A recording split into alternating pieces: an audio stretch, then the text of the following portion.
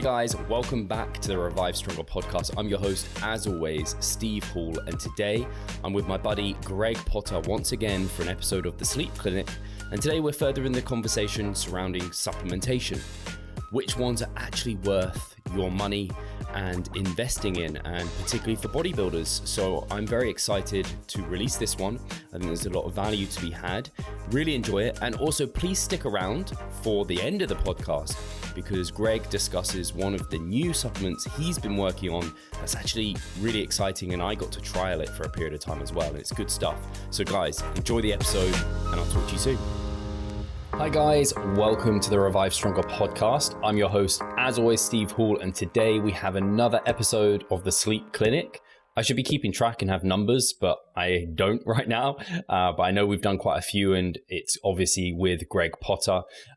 Always a fantastic time with Greg, and I know people reach out to me regularly actually saying how much value they get from these specific episodes. It just goes to show how important sleep is, and how, like, if, I don't know, something, Greg, you say, it can help someone like completely change their life, I think.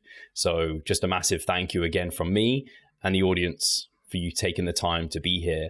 And I'm excited to chat. You were just telling me how good things are on your end. So this is some more good news. You're doing great work. Thanks, Steve. That's nice to hear, mate. And today we're going to be furthering that conversation from last time where we were talking about supplementation. And something you wanted to kind of talk about was kind of what supplements should people be interested in, because we talked about some maybe people don't want to, and some basic ones, but we're essentially going to start that conversation. Yeah. So continuing the approach that we used in the last podcast, the short answer is there are loads of sleep supplements out there. And based on current evidence, there probably aren't that many good ones. There are different ways that we can categorize them. You could, for example, categorize them by mechanisms of action, but truth be told, I don't think that we understand those very well. And one way that they're relatively commonly categorized is by the types of substances that they are. So, for example, there are amino acids that are thought to help with sleep. And these include things like L-tryptophan, 5-HTP, L-glycine, L-ornithine. L-Theanine can potentially be helpful when people need to shift the timing of their body's clocks, and also GABA and L-Theanine too. Then there are peptides, so chains of amino acids strung together, and one of the better studied of these in the context of sleep is alpha-lactalbumin. There are minerals, which I think a lot of people are intimately familiar with. If you played a word association game with someone, then I think the words that would come to mind would probably be zinc and magnesium when they think of sleep supplements. But iron is actually probably the one that can be most transformative for sleep in certain scenarios, certainly not for most people. Then there are some vitamins. It's quite common to see pyridoxine, so vitamin B6, and methylcobalamin, B12 in sleep supplements. I think people are probably most interested in vitamin D and vitamin D3 in particular, not just for its potential effects on sleep, but also, of course, for its effects on immune function and whatnot, which is more relevant now than ever. Then there are so-called pseudovitamins. One of these is myo-inositol, which is a glucose-like substance that is sometimes used to help people improve their blood sugar regulation. It's therefore sometimes used in PCOS, but some people think that it could potentially positively affect sleep. There are fatty acids, which we touched on last time, and probably the most discussed of these are the omega-3 fatty acids that are found in fish in particular, so EPA and DHA. Then there are some prebiotics, and prebiotics are basically substances that get selectively used by the microorganisms in your gut and confer beneficial effects on you, typically improving things like immune function and inflammation. And more commonly used ones include galacto-oligosaccharides and fructo-oligosaccharides. But there are actually probably lots of different prebiotics using that definition, such as cocoa flavanols as well, and various other polyphenols. There are also some probiotics, and there are so many of these out there, but different strains of the lactobacillus genus have probably been best studied for potential effects on sleep. And then there are, of course, plant extracts. There are tons of these again, and the more commonly studied ones include valerian, lavender, ashwagandha, hops, and also non-alcoholic beer. Therefore, there's tart cherry, which we touched on last time, chamomile, passion flower, jujube, magnolia bark. There are so many of them. And there are also some that people probably won't be so familiar with as supplements, but that are actually quite interesting. So the ones that come to mind are saffron, and a particular saffron extract named Affron, very creatively. And then there are also some asparagus extracts that are thought to affect sleep. And there's one named ETAS, enzyme treated asparagus, that might have some positive effects. And then this seemed really strange to me when I first read it, but there's also a rice bran extract that's out there that seems to be acting as a histamine antagonist, which could have some positive effects on sleep. And there was an interesting randomized controlled double-blinded study published on it not too long ago. Then there are some fungi extracts. So cordyceps is probably the best studied of these. And there are even animal extracts that have been studied for their effects on sleep. I've got no idea how this came about, but there's research published on a pig placenta extract. And wow. The researchers found that it positively affected some aspects of sleep. And then finally, one other category is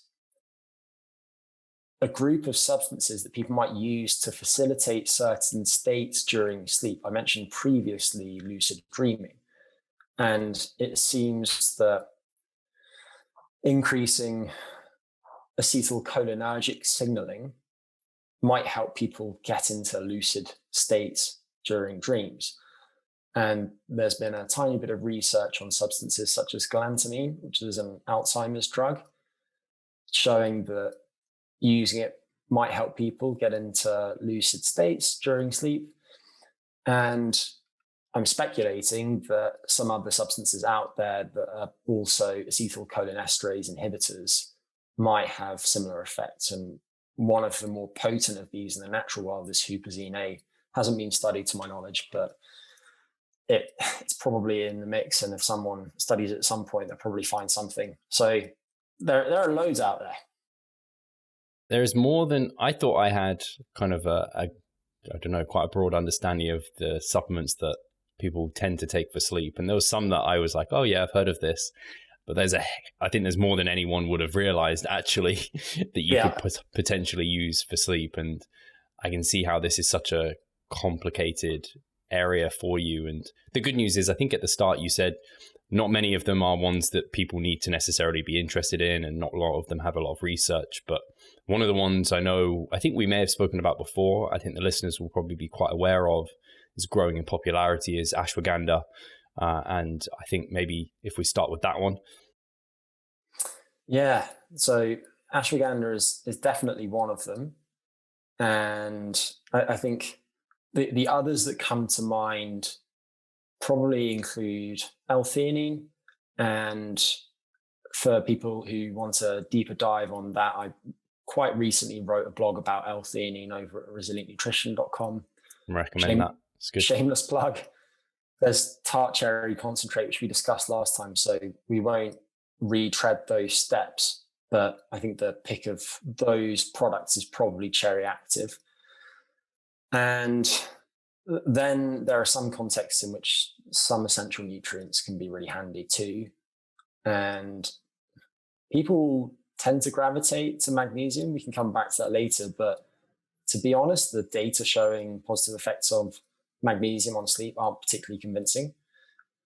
I mentioned iron as being one of the ones that's definitely more helpful. Vitamin D, I think we should probably touch on just because it's so widely discussed and I often get questions about it. And I think that will probably give us plenty to cover today. But with respect to ashwagandha, it, I think, is probably booming in popularity in part because it's so well suited to a lot of issues that people now face.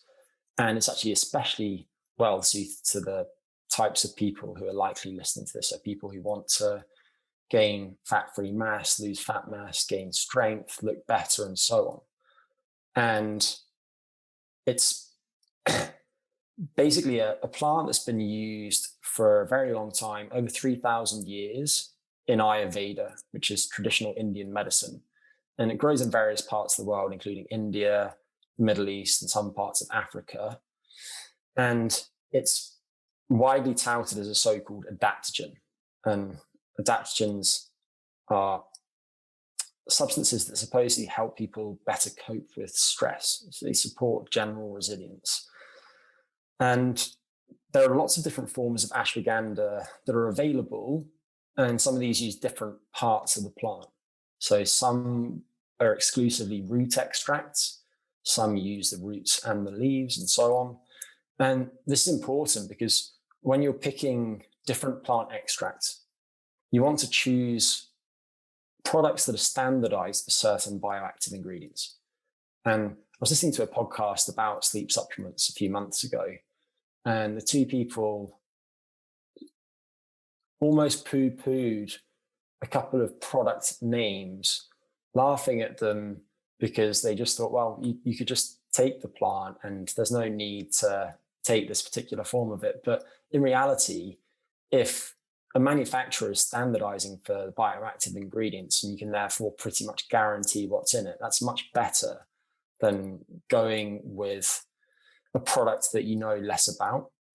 And I'm biased, I'll say it up front, to KSM 66, primarily because it's the best studied form of ashwagandha.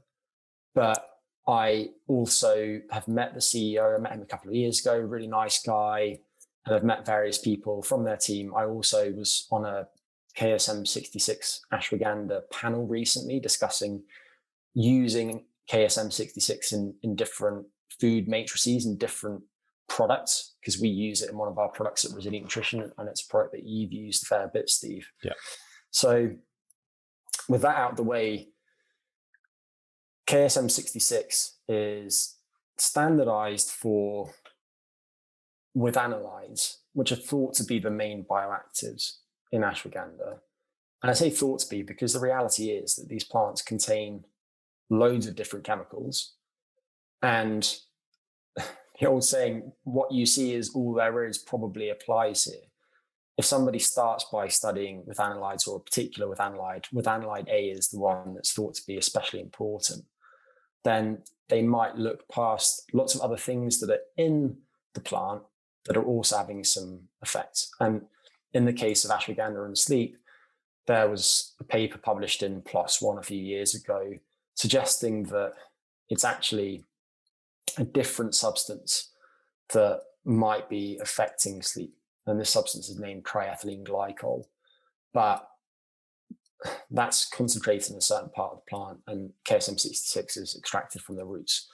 So with that said, the way that ashwagandha products likely work is in part by agonizing GABA A receptors, and this is something that's common to many different supposed sleep aids and sleep drugs that are out there. Most sleep drugs act primarily by targeting this particular pathway. And in part because of those effects, ashwagandha seems to have some anxiety reducing effects and some stress relieving effects, but it also has some relatively potent anti-inflammatory actions and immune modulating actions. And I think if you look at the research on ashwagandha, while a lot of it isn't necessarily that rigorous, and quite a lot of it is underpowered. The whole body of research so consistently shows positive results that I'm actually quite confident that it is helpful.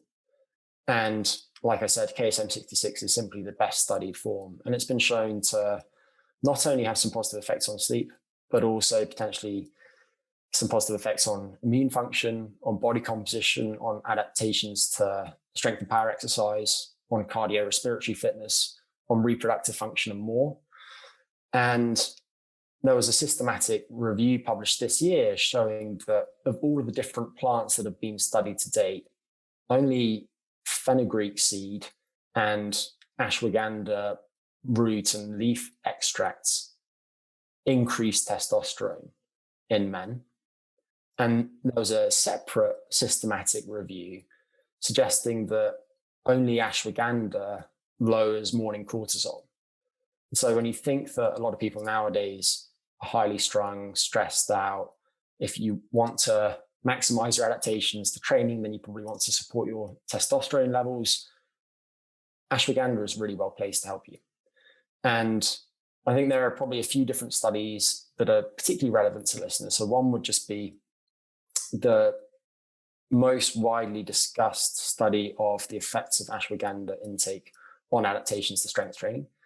And they took pretty much untrained young men and they put them through an 8-week training study, randomized half of them to 600 milligrams per day of KSM-66 and half to placebo.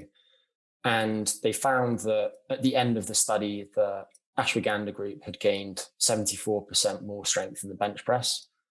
Their chest and upper arm cross-sectional areas had increased substantially more than the placebo group. And they'd also had reductions in fat mass that were greater than the placebo group and a 15% boost in testosterone, which makes ashwagandha seem like the golden ticket. And obviously that type of study needs replicating, but I'll add that the one other study of ashwagandha on strength training that I'm aware of used a different form of ashwagandha, sensoril, and found really very similar results. So I think that there probably is a true effect there. And then with respect to sleep, there have been a few studies showing positive effects on sleep. One of the more relevant ones is that in people who have insomnia and anxiety who are randomized to the same dose I just mentioned, they fell asleep about 5 minutes faster, their sleep efficiency was about 4% higher, and their sense of the quality of the sleep was better too. So when you couple that with some more recent research showing that KSM-66 can improve sleep, both in people who have insomnia and in people who don't have insomnia, I think it's a really good choice. I mentioned sensoril there, and sensoril, unlike KSM-66, is not a full spectrum extract, but has actually tried to concentrate the methanolydes in it. And I think it's at least 10% methanolydes by mass. And because of that, you probably need a lower dose to get similar results. So the studies so far have typically used 500 milligrams per day. Again, there's been a little bit of work showing positive effects on sleep, and that study on strength training performance. And then more recently, there's a form named Shoden, Shoden, which is very concentrated. And I think it's 35% methanolydes. The doses that have been used in the study so far are 120 or 240 milligrams, I think. And there have actually been multiple studies now, and quite well-controlled studies showing positive effects of it on sleep. So based on all of that, as a recommendation, I would still default to KSM-66 ashwagandha. Most studies have people split the dose in two. So take 300 milligrams with one meal and 300 milligrams with the evening meal. I don't think that's essential. And the issue with that is that sometimes people will forget to take the second dose. So I'd be more inclined to just tell people to take it all at once. Some people find that it has a weak, acute calming effect and can make them feel slightly sleepy. I don't feel that myself, but if that's you, then you definitely want to take it in the evening. And it's probably best to take it with a meal. And then with respect to safety data, it seems fine. but there aren't that many studies that have looked at very long-term use of ashwagandha. And what you have to bear in mind is that the longer that you take a given supplement, the more likely you are to experience side effects of taking it. And given that ashwagandha seems to actually have quite potent effects on a range of different bodily systems, it could be that there are some consequences when somebody, say, comes off ashwagandha. But again, it hasn't been that well studied. So I probably wouldn't take it for more than maybe 12 weeks at a time.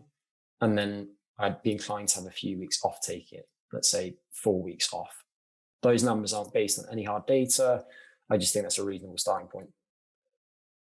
Awesome. Lots of information. I don't think you basically covered off any questions I could even try and think of. I was going to ask about timing and whether it had an acute effect, because I think some people have looked to like try and take it like post-workout to try and like get into that rest and digest mode as soon as possible. So it's interesting to know that there isn't really anything there.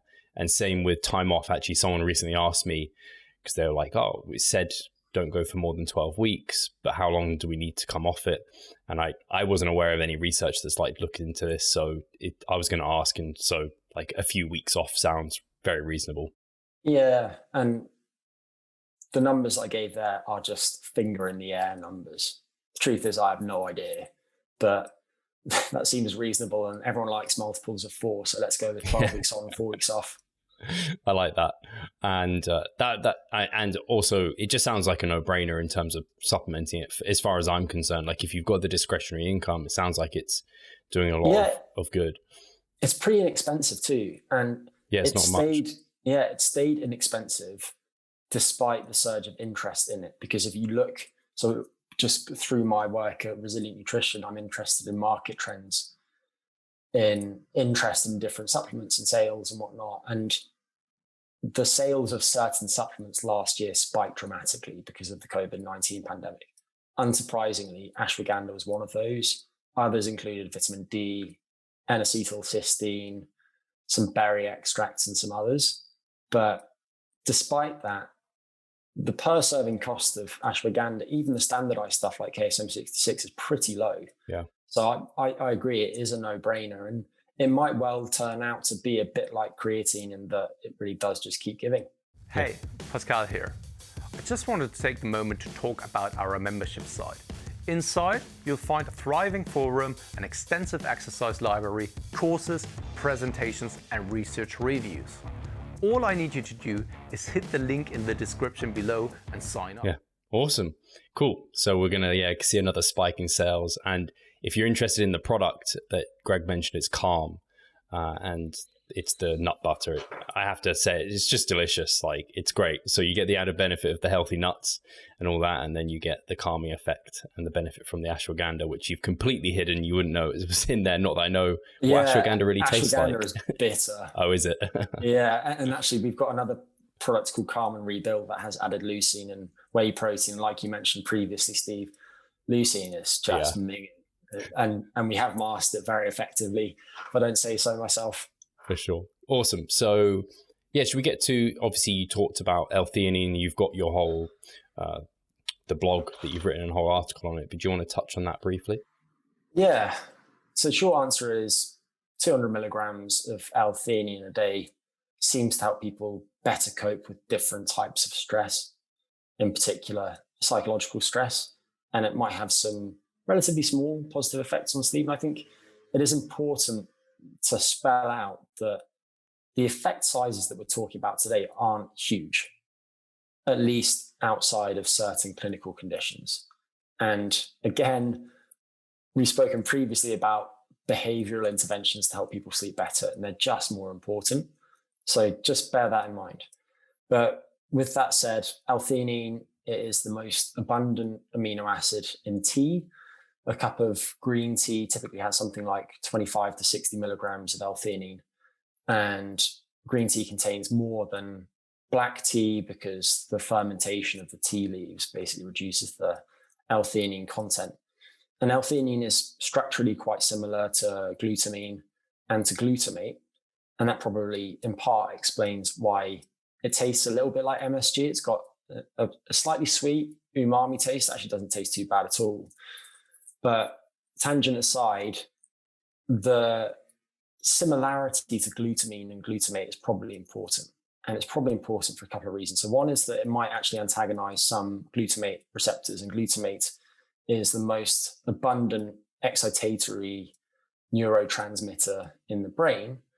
So that could potentially in part explain any anxiety relieving and stress reducing effects of L-Theanine. But also what it might do is it might compete for transport into neurons with L-glutamine. And by reducing glutamine transport, it might reduce the synthesis of glutamate through that mechanism too. But it also, again, seems to weakly agonize the GABA-A receptor, which could contribute to its effects on sleep. And there are some data showing that it can lift mood in people who are down.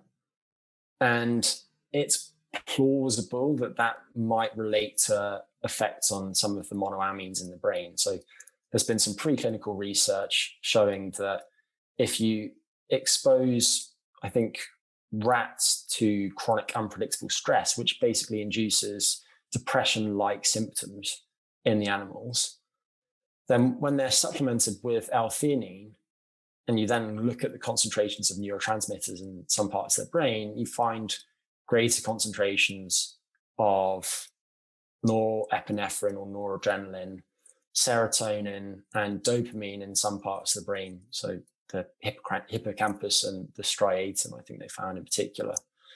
So that might be how it's acting. There are some peripheral effects too. So there are relatively compelling data showing that L-theanine can slightly reduce blood pressure, which probably is mediated by effects on nitric oxide signaling.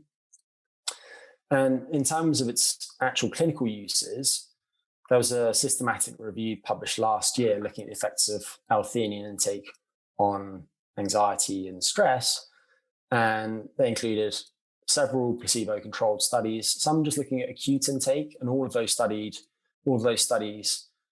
used a dose of 200 milligrams. And then 3 of the studies looked at longer term intake. So this was out to 8 weeks, and the doses were between 400 and 900 milligrams per day. And they looked at both subjective measures of stress. There are different scales that you can use, something simple like a visual analog scale, but also some validated questionnaires, as well as some physiological markers of stress.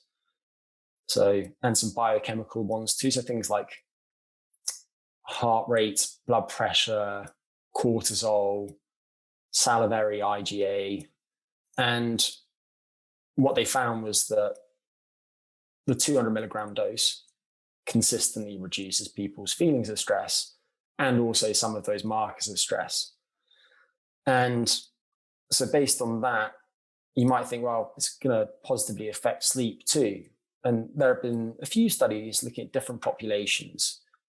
The most relevant is probably the one in relatively healthy adults. And in that study, some Japanese adults were given 200 milligrams a day for 4 weeks. And they basically found that they felt better afterwards. They felt less anxious, and their PSQI scores improved. The PSQI is the Pittsburgh Sleep Quality Index, and it's probably the most widely used subjective assessment of sleep quality out there. It's really helpful. And they also found that some aspects of cognition were better after L-theanine intake. So that's encouraging, but then it's also been looked at in some clinical populations. So in people who are quite anxious, 450 milligrams to 900 milligrams per day for several weeks helped improve sleep. There was a study looking at patients who have schizophrenia, again finding that a relatively lower dose of 250 milligrams per day improved sleep. And then there was also some research looking at boys with ADHD, showing 200 milligrams improved sleep. And a lot of people are probably interested in L-theanine for its effects on the brain too, because it's commonly stacked with caffeine as a so-called nootropic. And while this analysis needs updating, there was a meta-analysis published in 2014 by Constow and co. showing basically the combination of caffeine and L-theanine has some additive effects on things like alertness and the ability to seamlessly switch attention during tasks, which is important to cognitive performance in various different everyday things that we do. So the way that you can take it is either via a drink or via a capsule. There are different forms of it that are out there. And in Europe, this isn't true of the US, I don't think. It's quite common to get L-theanine that's been extracted from tea leaves. And this does produce quite a pure product, but it's really expensive and it's quite inefficient. And you can also just synthesize L-theanine, which also produces a very pure product and tends to result in much cheaper products too. And if you want to guarantee the purity of the L-theanine that you get, you could get a branded L-theanine. Sun-theanine is probably the best known and best studied of those. And you can take it in different ways, but I would default to 200 milligrams per day in almost all contexts. And some studies have people split that dose in two, so you could take 100 milligrams twice a day. But again, I'd probably just take 200 milligrams. The exception to that being, if you wanted its effects on cognition too, then what you could do is you could take 100 milligram, say in the morning with your coffee or your tea, and then 100 milligram later. I also think doses up to 400 milligrams are probably fine, in which case you could do 400 milligrams once a day, or you could do 200 and 200. But if you're in that ballpark, then I think you're going to experience the lion's share of the benefits from it. Amazing. That's very well explained. And I guess this one does answer it because of the impact that it has with caffeine, where it's somewhat synergistic. Is there a bit of an acute effect from it? Yeah, there seems to be. But I think the studies of L-theanine use in isolation just tend to show that it's slightly calming. It can slightly enhance attention, and it can also help with attention switching potentially too. But the effect sizes aren't huge, and it seems to be better paired with caffeine too. And I should add that meta-analysis that I mentioned was published in 2014. There have been many studies since then, and the findings aren't entirely consistent. And L-theanine does offset some of the effects of caffeine, although the ways that it offsets those effects are probably actually largely beneficial. So, for example, caffeine tends to acutely raise blood pressure, which isn't necessarily desirable. And L-theanine can offset that increase in blood pressure that somebody experiences from consuming caffeine. But there could also be some other interactions between the two that aren't so beneficial. I just don't think the data right now are that consistent, and there are so many variables at play, as is true of all of these studies. Think about the participant characteristics and so on. It's hard to tease apart the signal from the noise sometimes, and so for that reason, if you have something like a good meta-analysis, it can tell you quite a lot. But I'm not saying that meta-analyses are perfect by any means, because they can be less helpful than individual well-controlled studies. And then, is it similar to ashwagandha in terms of the length of time that you'd recommend someone take it? Has it been studied for a long period of time? Yeah, I think if anything, safety profile is probably better established. Okay. And you can actually consume it in quite high doses. I don't recall the specific number, but I think the FDA recommends not consuming any more than something like 1.2 grams per day. Okay. So if we go back to a cup of tea having, say, roughly 40 milligrams per cup, that's 30 cups of tea. So you're probably not going to hit that number, although it is found in a few different foods, and people in some parts of the world do routinely consume quite large amounts of it from their diet. I think the difference is that many of the beneficial effects of ashwagandha use accumulate over time, whereas L-theanine is probably something that helps more acutely. And again, you could probably take it for slightly longer than you could take ashwagandha without having to worry about cycling off it. But it's also something that you can use in a just-in-time fashion, just now and then, according to how you see fit. And going back to the caffeine idea, maybe one day you have 2 cups too many coffees. And if you have too much coffee, then maybe you could use L-Theanine as an antidote to some of the negative effects of consuming too much caffeine too late in the day. Yeah, I really like that. And L-Theanine, at least from what I've seen, isn't super expensive either. It's pretty reasonably priced. No, it's not too bad. Something like suntheanine is quite a lot more expensive than the non-branded stuff, and chemically it's practically identical. One of the issues with L-Theanine is just that sometimes you end up with a racemic mixture of both the L isomer and the D isomer, and they don't have the same biological effects, and you want the L isomer. Right. So by getting something like suntheanine, you can just guarantee what's in there, even though a bunch of the other theanine products that are out there are probably chemically exactly the same as suntheanine. It's just that you're taking more of a punt. Yeah.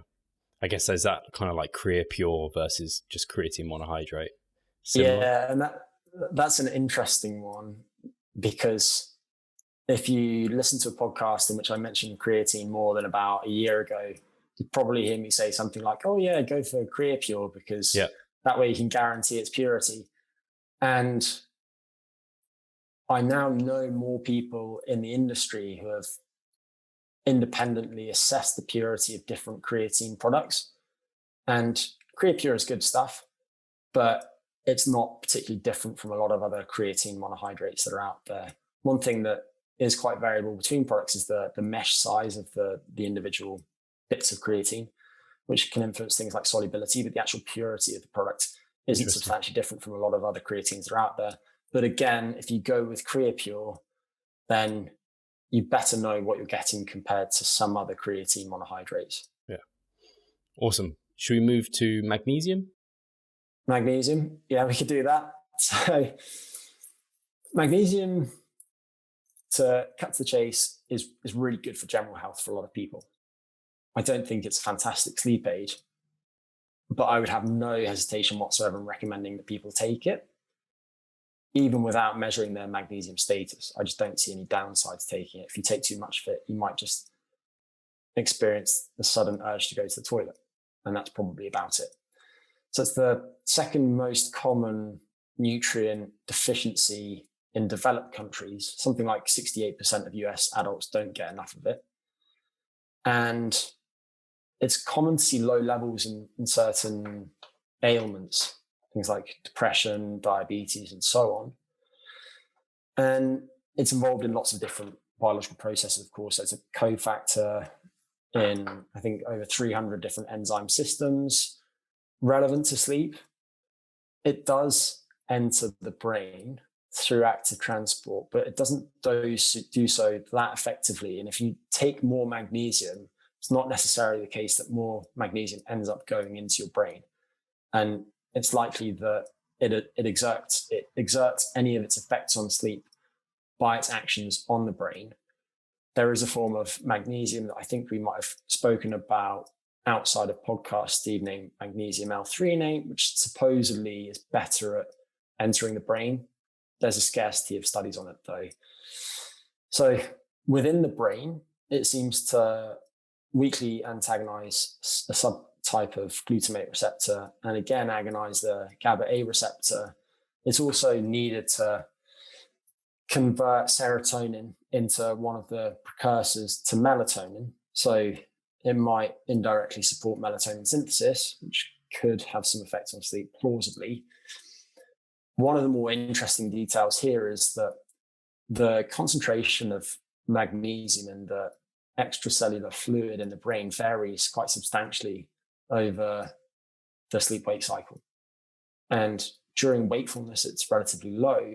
During sleep, it's relatively high. And there's a study that's published in Science, which is one of the world's most prestigious journals, 5 years ago, showing that a lot of this fluctuation in extracellular ion concentration is driven by certain neurotransmitters that are involved in the sleep-wake cycle, but also that you can manipulate concentrations of those ions in this extracellular fluid, thereby affecting the sleep-wake cycle.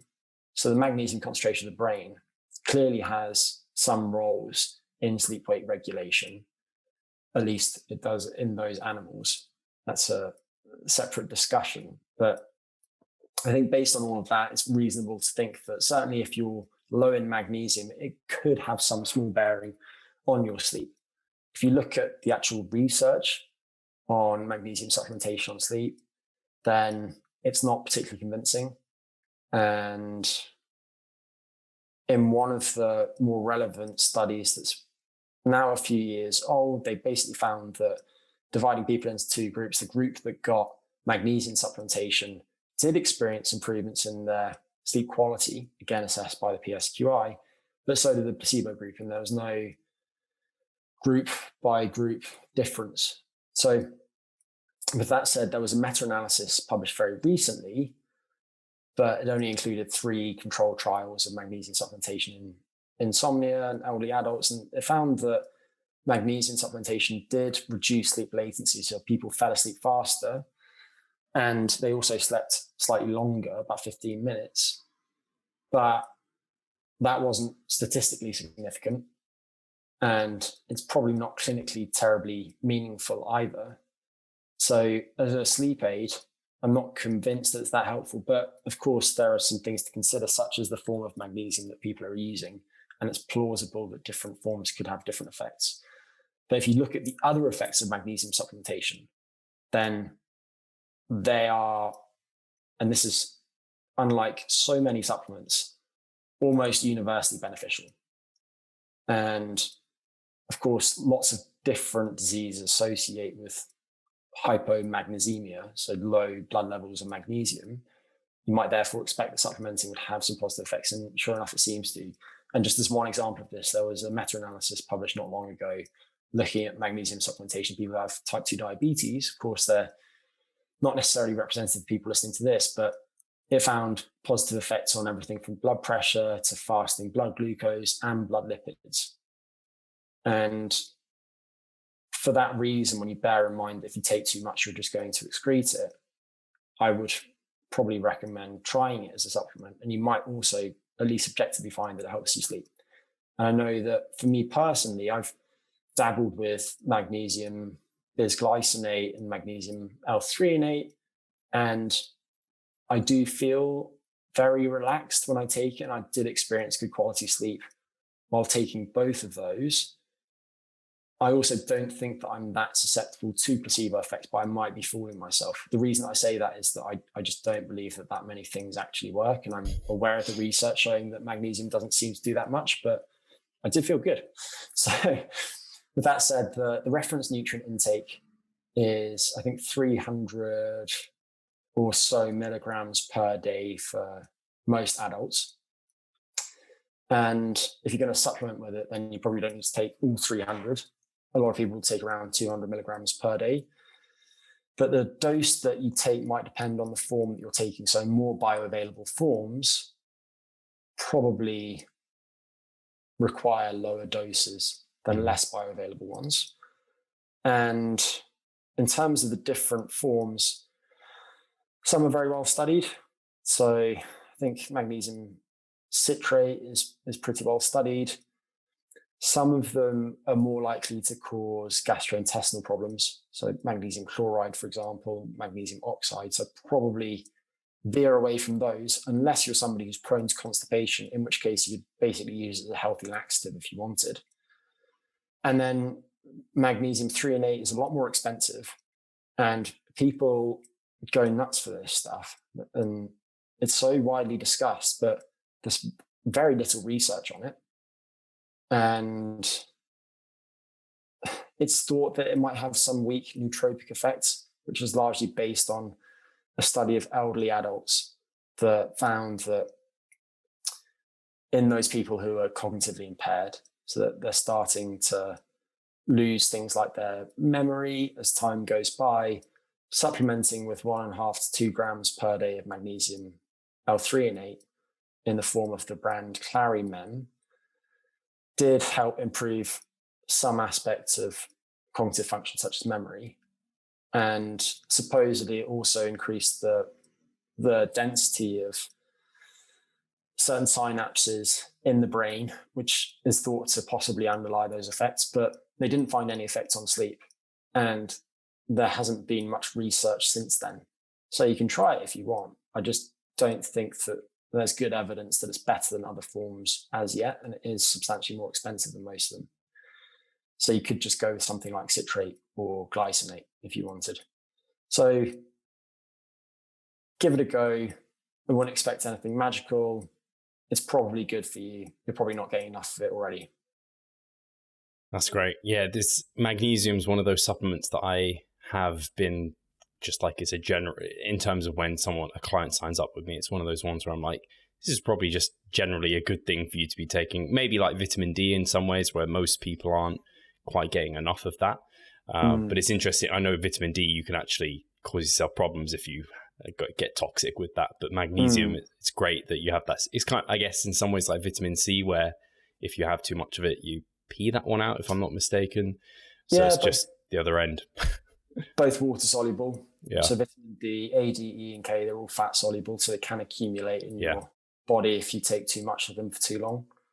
That's rarely an issue in the case of vitamin D, but it has happened. Yeah, you'd have to go wild with with your supplements probably.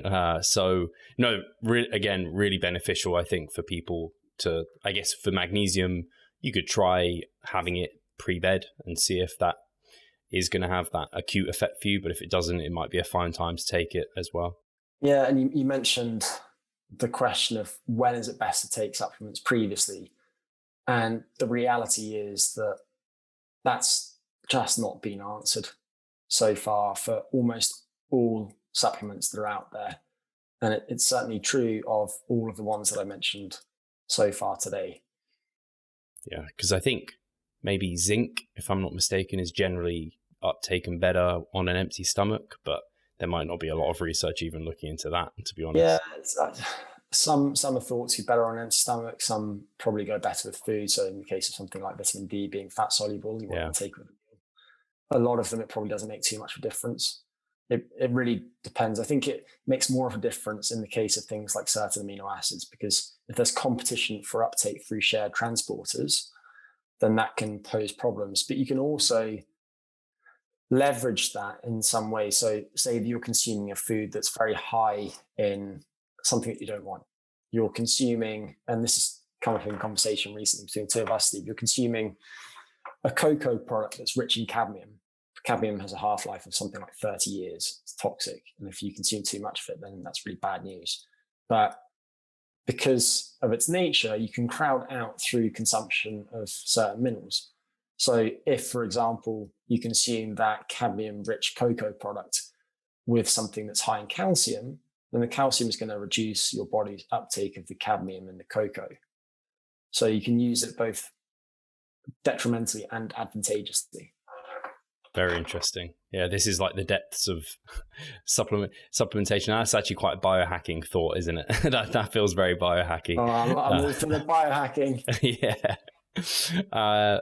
Awesome. So yeah, I guess one I know we should mention is iron, because I know you said that was something that could be there could be some special scenarios. Iron's going to be particularly beneficial for someone.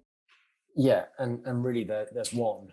And actually taking too much iron can be a bad thing for some people. But basically, the short answer is that if you have restless leg syndrome, then it could be insufficient iron in your brain that's causing that. And iron supplementation could basically transform your life potentially. And if you don't have restless leg syndrome, then you can skip to the next part of the podcast.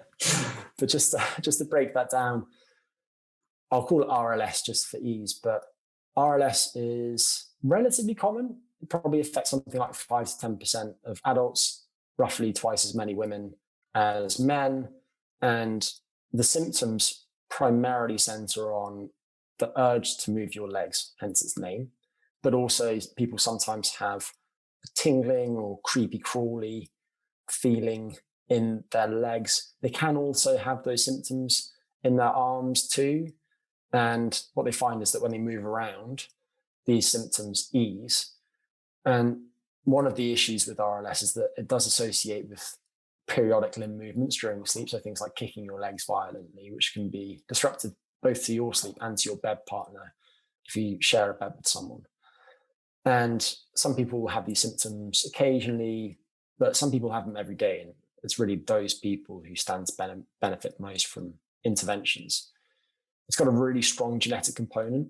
It clearly runs in families, and it's probably primarily underlied by dysregulated dopamine metabolism in certain parts of the brain, so the substantia nigra in particular, and that really is where iron comes in.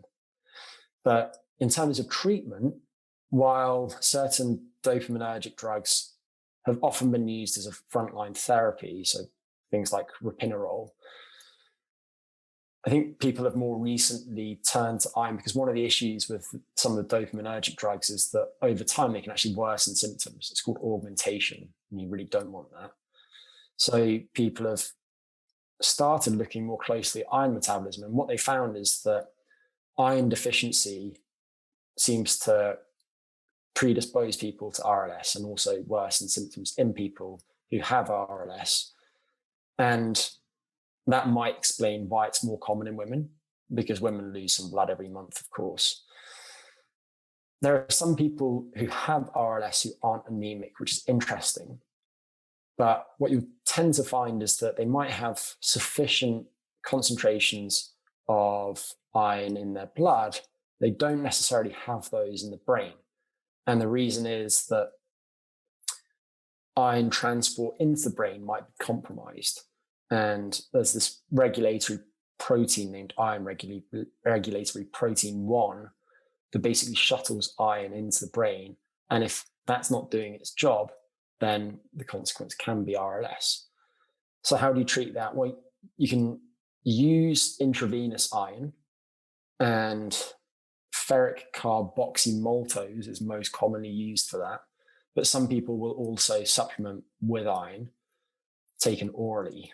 And there are certain thresholds that you probably want to get your serum ferritin above if you have RLS, but you should definitely do this under the guidance of a doctor, because one of the issues with iron supplementation is that if you take too much of it, you can end up with something known as iron overload or hemochromatosis, and that has negative effects on a range of different bodily systems. So if you do end up supplementing with iron for your RLS, then if you're taking oral iron, there are probably a couple of things that you should bear in mind. One is that what you have with the iron can quite substantially affect how much of it you take up. If you take it with a vitamin C rich food, for example, then you'll take it up more effectively. But if you take it with certain substances that are present in plants, such as tannins, which you find in things like tea and wine, then you'll impair your uptake of the iron. And that's interesting for vegetarians and vegans, because they not only typically consume more of those things that might block the uptake of the iron, but they also consume non-heme iron. And that's because heme iron is found in animal foods. Non-heme iron is much less bioavailable than heme iron is. So I'm guessing that RLS is probably more common among people on plant-based diets. So just bear that in mind. And I think that probably covers most things that people need to know. But I would just reiterate that you should supplement iron under the wise eye of a good doctor, as opposed to just taking lots of it yourself. Hi guys, Steve here. Just wanted to take a moment of your time to remind you of our online coaching service. At Revive Stronger, we pride ourselves on providing personalized service that will take your physique and knowledge to the next level. If you're interested, check the description and sign up. Well said. I think that hopefully will help some people out, especially because the vegan community, the plant-based diet, is growing in popularity. I did think potentially when you said iron, maybe it's females and then vegans in particular. So I have one of those vegan females in the household. I need to see if she's violently kicking me at night. I know what's going on. So hopefully, yeah, that could be really helpful for people. And then I know the final one we wanted to touch on was vitamin D. Yeah, probably a slightly controversial one. Obviously, it's really important to lots of different bodily processes. When people think of vitamin D, they often think about things like bone mineralization and immune function and more. A lot of people listening to this are also probably already supplementing with vitamin D, and that might have again been spurred on by the COVID-19 pandemic, because a lot of people are interested in whether vitamin D supplementation with some related substances, some metabolites of vitamin D, might confer some protective effects against COVID-19. But in terms of sleep, and to be honest, in terms of many other health outcomes, the effects of supplementation aren't particularly clear. People speculate as to how vitamin D might affect sleep, and there are a few different mechanisms that could be at play. One is just that there are vitamin D receptors all over the place, including in some brain regions that are involved in sleep-wake regulation. No great surprises there. And another is that one of the enzymes that's involved in that serotonin to melatonin biosynthetic pathway is affected by vitamin D. So it could, again, support the synthesis of melatonin, and then it could also have some indirect effects on sleep. So, for example, if you look at research on vitamin D in different forms of pain, whether that's low back pain or other forms of joint pain or some non-specific pains, then the data aren't entirely clear, but some meta-analyses have shown that vitamin D supplementation might help reduce certain forms of pain. And if you're in lots of pain at night, then you're probably not going to sleep that well. So those are some reasons to think that vitamin D might affect sleep. But then there's also the fact that certain sleep disorders often present with low vitamin D status, because a lot of people have vitamin D levels that are below what are deemed optimal. And that's true of severe obstructive sleep apnea. It's also often true of RLS.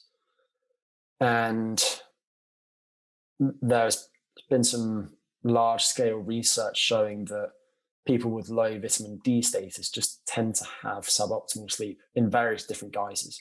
So people with lower vitamin D status have lower subjective sleep quality. Some people have shorter sleep too, and some people with low vitamin D status have lots of daytime sleepiness. So they're just generally less healthy individuals.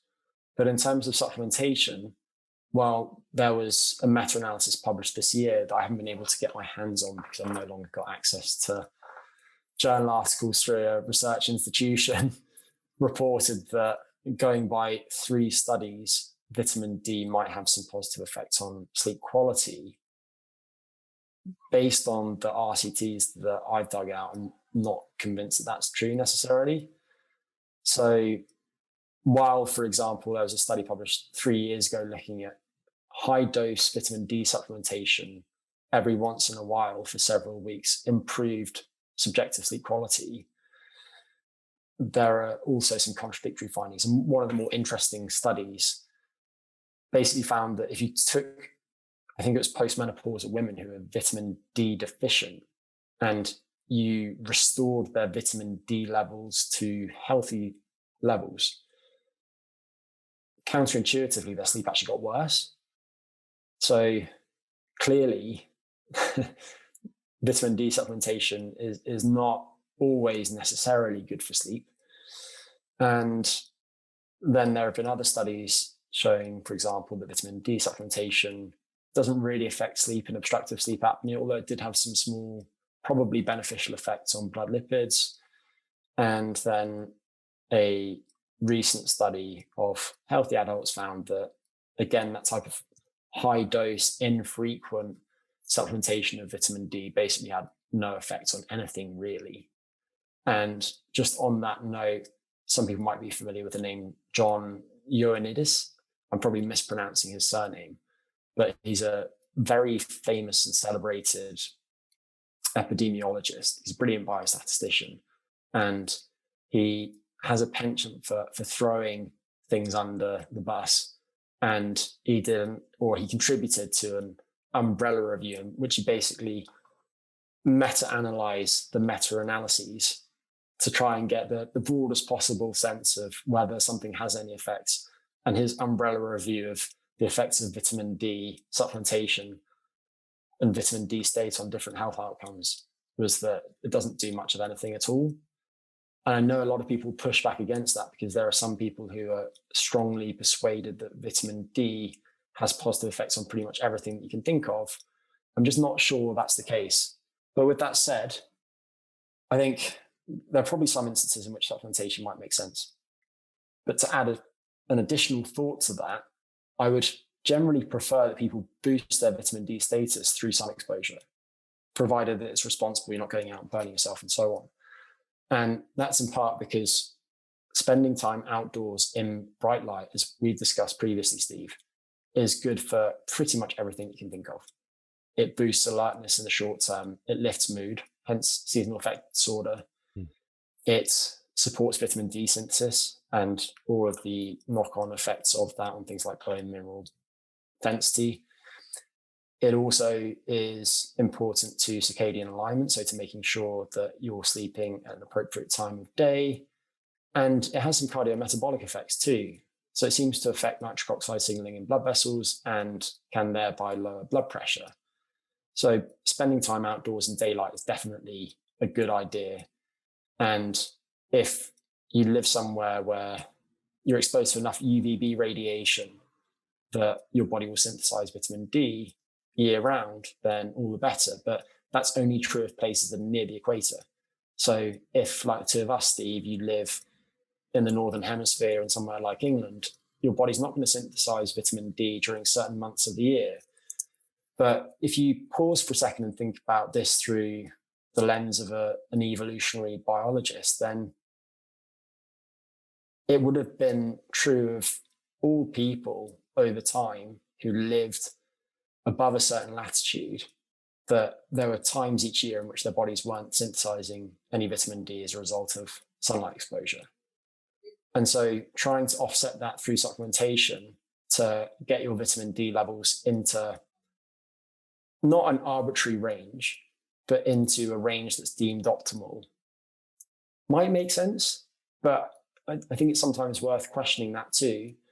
And again, we all have biases. I don't personally supplement vitamin D, and that's in part because I spend lots of time outdoors each year. And I assume I don't measure it. I don't measure that much, to be honest. But I assume that the time I spent outdoors during daylight during the summer is probably sufficient to get my vitamin D levels up to an appropriate range, such that by the end of the winter, I'm not in too bad a place.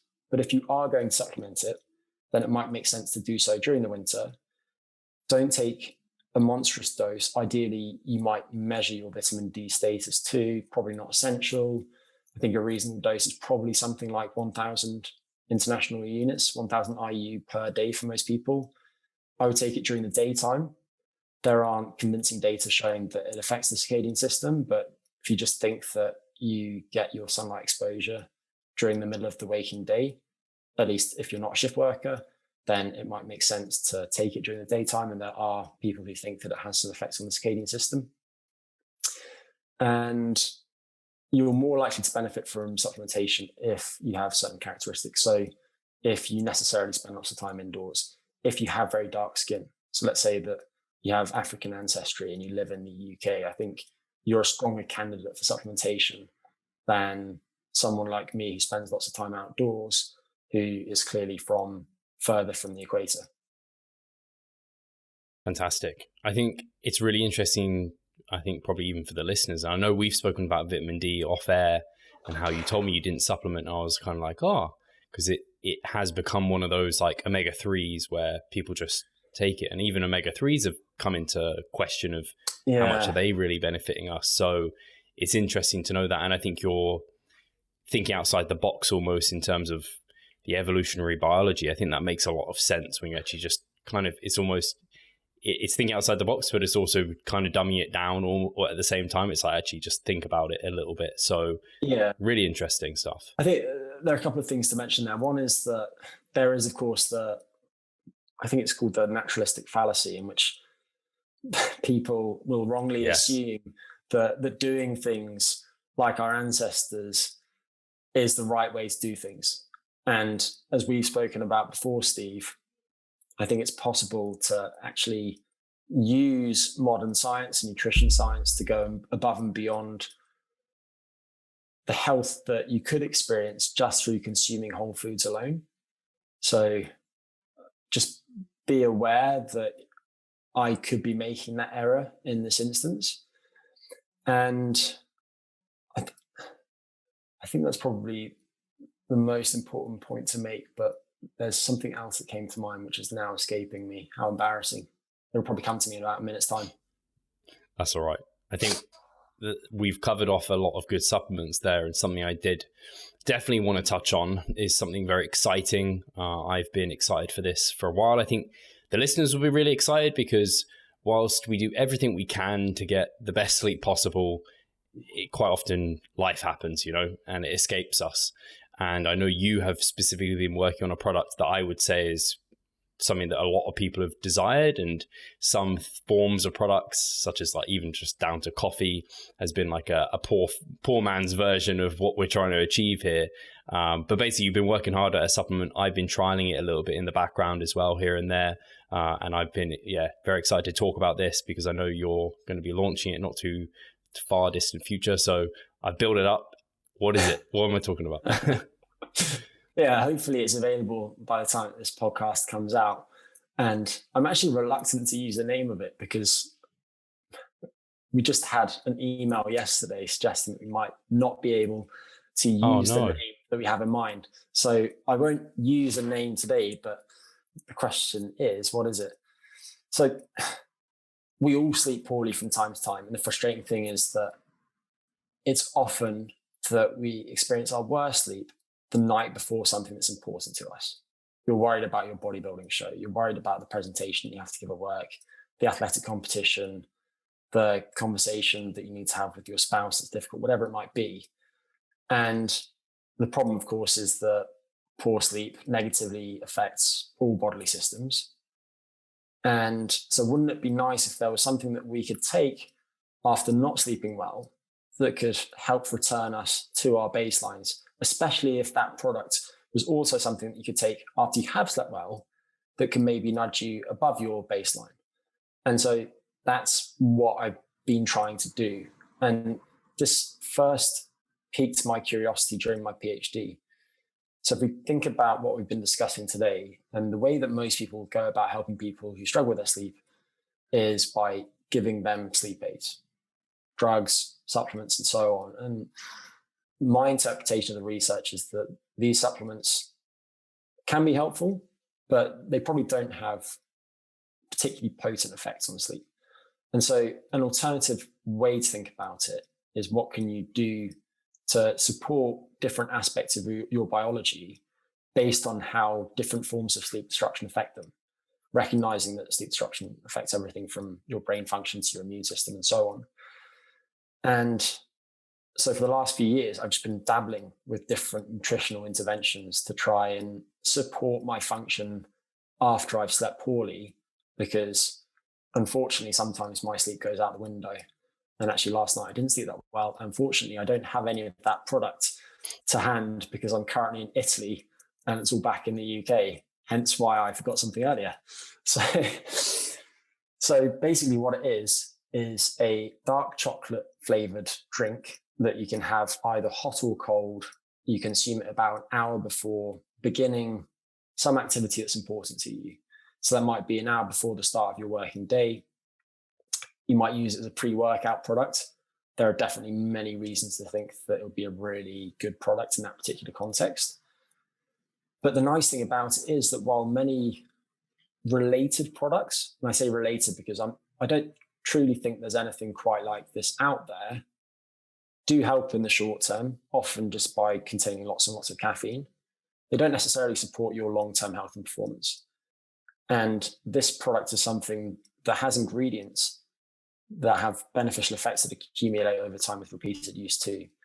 So hopefully it's something that can help you be at your best, both mentally and physically, both today, but also in the long term too. And while it's not like we've done an RCT on it, and of course the reason for that is that that's bloody expensive and we don't have that kind of budget at the moment, our testing so far shows that it is genuinely really helpful. I know that personally, again, I'm the most biased person there is, but I find it can be really transformative when I haven't slept well. And people are most likely to realize its effects when they're working hard mentally or physically. If you're just having a day off, it's a Saturday, you're going out to see your mates or whatever, and you take it, I don't think you'll notice that much. You'll just think, oh, it tastes quite nice.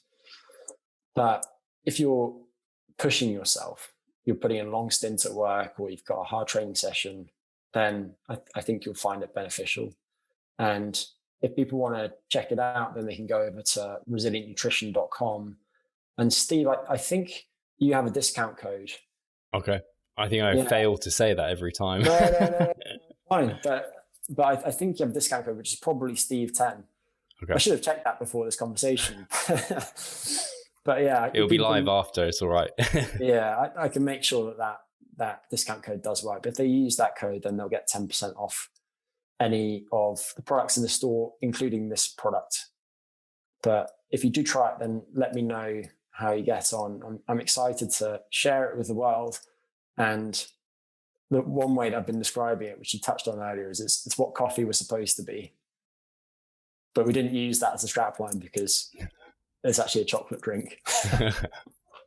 Am I allowed to talk a little bit about my experience of like testing it and stuff? Yeah, of course. Provided that you don't say it's awful. No. I think it's good for the listeners to know how far you took this, in that I, amongst other people, were sent samples and I didn't necessarily know what was in it. It was kind of like an A/B test, and it was very much like you said you didn't do an RCT, which you didn't, but you definitely tested it on individuals, and I definitely went through different variations of it. I tried it and saw the various benefits from it, and had to answer questionnaires. And so I'm very excited for the final product, because I know the information went out to you, but I don't know what my answers kind of gave and how everyone else kind of came through with their answers. So I'm excited for the final formulation and to try it out, particularly because you said for those individuals working hard. I'm thinking scenarios for me is like people who are going through like an overreaching week or something, and their sleep's kind of knocked, or even in a contest prep or a long dieting phase, those sort of scenarios. That's when I can really see it being very beneficial. And obviously, just like you said, any kind of hard stint of work or anything like that too. Yeah, and in the future, if you like, if it's of interest, then we can go into some details as to what's in it and why those ingredients are in it. And the most recent version that you tried, Steve, isn't the final formulation. So we'll get that over to you shortly. But you had to go through some early iterations of it too, which did not taste fantastic. So I appreciate you pushing through. No, they were still enjoyable, to be honest. So I'm excited if the final one's even better. And if the nut butters are anything to go by, then I know this one's going to taste great too. So yeah, guys, like I said before, even if like, I don't know, just to support Greg and the great work he does, I think it's fantastic. So definitely pick something up, tag us, let us know. Like Greg said, there'll be a Steve 10 discount, which will get you a nice bit of money off as well. So yeah, thank you all for listening. As always, thank you, Greg, for coming on and taking the time. Really appreciate it. And we'll talk to you on the next one. Take care.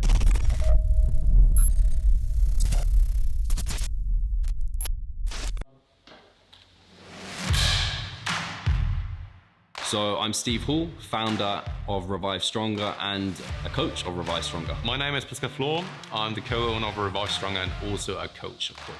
Revive Stronger has probably been going solidly for 3 years, roughly about 3 years. Revive Stronger, to me, it is becoming kind of my child, my foster child. It's the gathering and getting together of like-minded people. We've been expanding the coaching team, which is helping us help more people, but each coach can only help a certain number of people. Right now, it's all over the place. We have YouTube, we have Facebook, we have Instagram, but there isn't that community aspect behind that. And so the next step for us is developing a membership site. So basically, we want to create a family and a community that is then benefiting from another. A really cool community for people within our little niche is going to be a website. They will get early access to our podcast. You can access us, ask us questions. The community aspect, we have a forum there. You can ask questions, but also you can log your journey. There's also going to be courses on there. Courses, presentations on different topics. Discount of past seminar footage. We will log our journey as well. We'll start vlogging. We're going to have documentaries, Our entire athletic journey. Furthermore, they get access to an exercise video library. the exercises that we love for hypertrophy and maximizing hypertrophy. We're going to go through those in depth, telling you how to execute them. We kept them concise and also mobile friendly so that you can watch them in between your sets. I'm super excited to grow this community. The amount of value that we're going to be delivering is huge, and I'd love you to be part of it. You will get so much out of that. I'll see you inside.